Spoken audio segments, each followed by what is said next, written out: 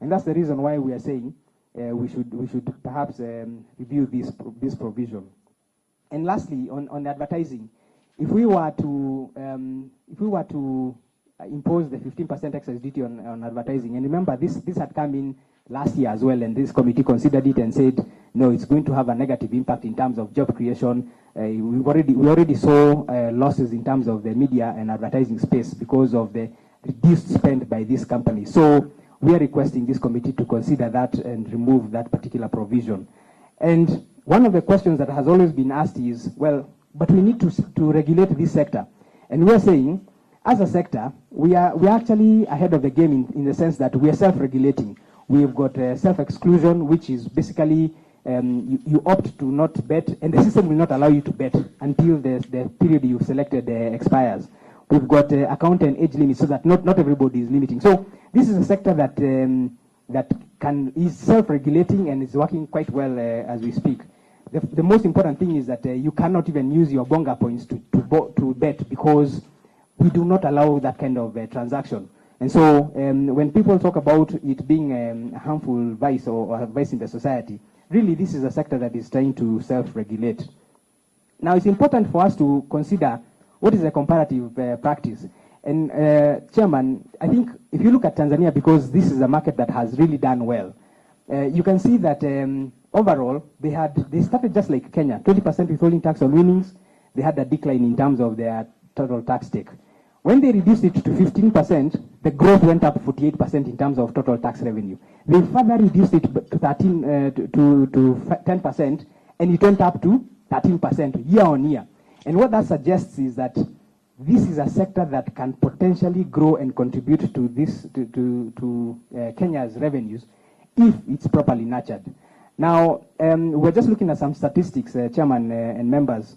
As of 30th April 2023, Tanzania Revenue Authority was 109% of its target. It was at 109% of its target in terms of betting revenues. And this suggests that this is a sector that is now contributing, it's playing its proper role in terms of driving revenues for that country. And we think that Kenya should also go that route. If you also look at another sector, another country, the UK. UK has got a gross gaming revenue of 6.5%. Yet, despite such a low rate, and that's the only tax that is levied in this sector, they have grown 10.8% over the last year. South Africa has got 15% gross gaming revenue, and again, they grew 48%. And we're asking ourselves, isn't it time that Kenya looks at its regime in terms of taxing this sector and also seeks to grow? And this table, Chairman, just reflects the kind of rates that we have seen. If you look at the fourth line, Kenya is the only country that has got 4 taxes on that table. Everybody else is focusing on gross gaming revenue. And you can see Tanzania, 25% gross gaming revenue. That is actually what explains the 109% target. And you can see all the way down, Denmark has got 28% of gross gaming revenue. The median is 15%, but we are saying this is perhaps an area that the stakeholders can have a look at in order to drive revenue, more revenue from this sector. And so, Chairman and members, really our request is let's remove excess duty from betting. Let's reduce withholding tax to 20% to 10% from 20%. Let's remove the confusion and the taxation impact that the winnings definition, the proposed winnings definition has, so that we can then collect more revenues from the government and secure jobs. Thank you very much, Chairman. Thank you very much, FCPA. Are there questions or follow-up inquiries from honorable members? Yes, up with the Honorable Mboni.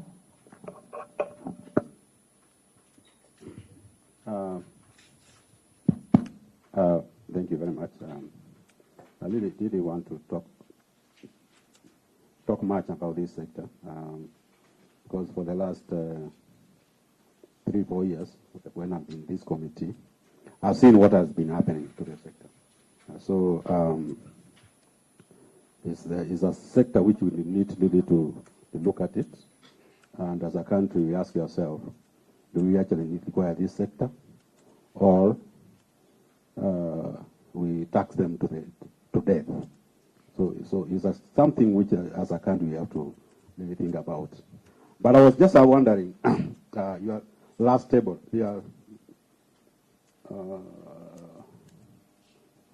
table 14. You are saying Kenya, they impose corporate tax of that percent, and other countries, they don't. Is that true? Because these are companies. Yes.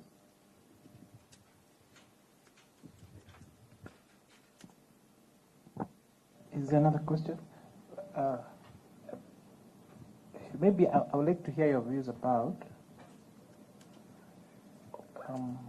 what do you call it? Price control? The one you caught, and then told you need to contribute a minimum amount, and then you're supposed to buy a motorbike. Everyone is bidding, and then the person who bids the least wins the bike. And I'm asking this because I'm a little concerned. I am actually very much concerned about what is happening in especially our radio stations, and especially our vernacular radio stations. You go to the constituency, and I found a very old lady in her 70s, and then she's telling me she's praying very hard that she wins some money because she just needs to call, and then and it's very rampant in especially vernacular stations. And find because it's price competition, yes. And you find out of the morning program, especially during the peak hours, the morning and in the evening, the entire conversation is about that kind of betting. And especially now, you see a lot of uptake of radio. Actually, interestingly, I thought that with the growing internet, you'll find a radio station going on. But actually, there's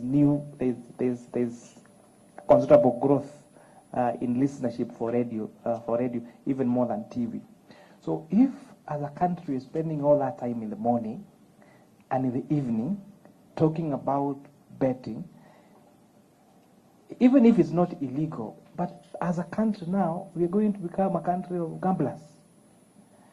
Because this is the time that you are probably dropping your kid at school or picking it up at school in the evening. In the evening, that is the time people are around the table having dinner. So you have this, the next generation of those children growing up with all that. I am a bit concerned about that sector. I don't know what you're doing about it, because you told me this is self-regulating. And then, how could we help you stop the competition you're getting from when betting companies set up outside Kenya, but of course, you can bet through their online platforms? Because I think one of your stakeholders did a presentation here, I think it was day 1 or day 2, and they're telling about a company that has actually closed, but they're not going far. They're actually going to set up in Malawi.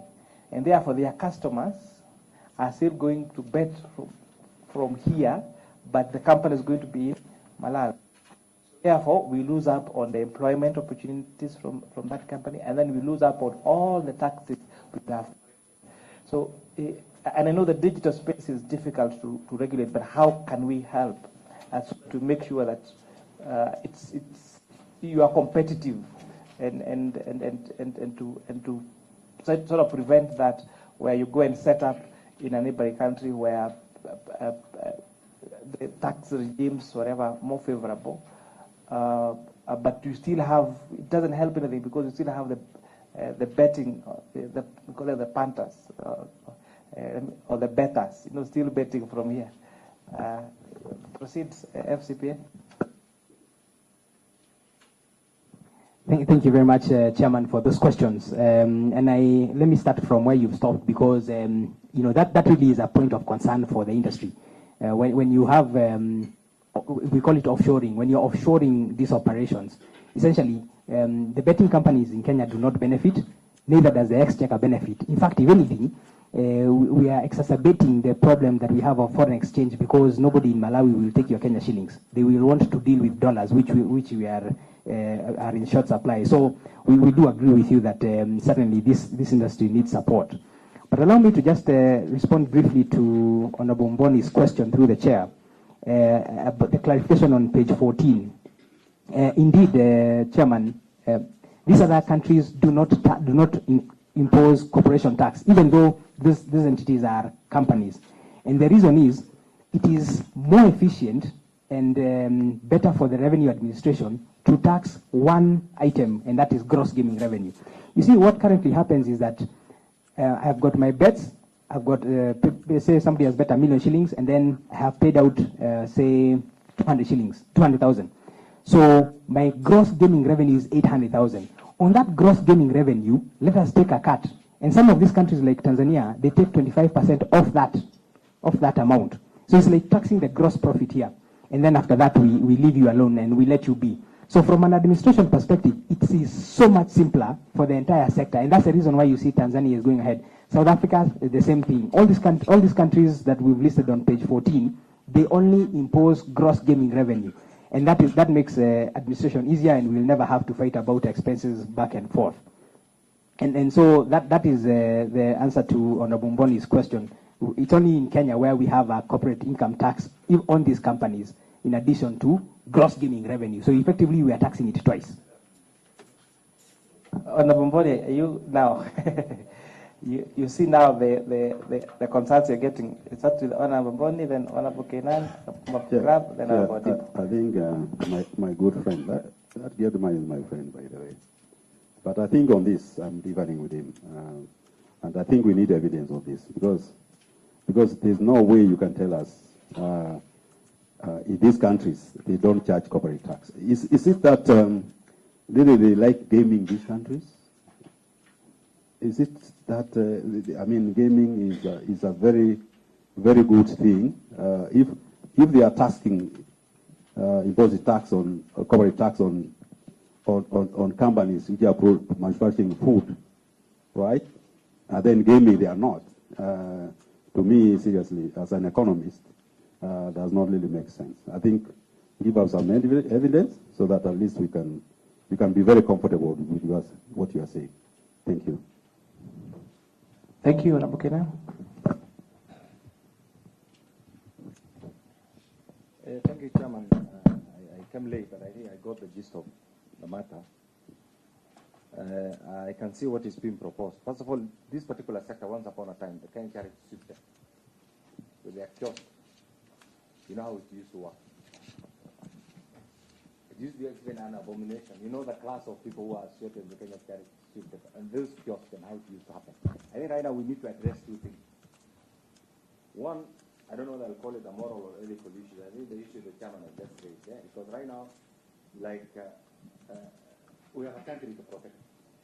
We have children. Gaming, as part of the diversification of actual of our economy, will be there, and it's there all of us.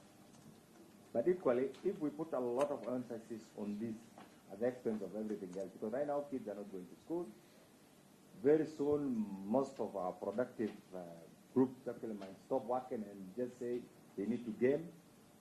And you know, addiction is something that is real. This is like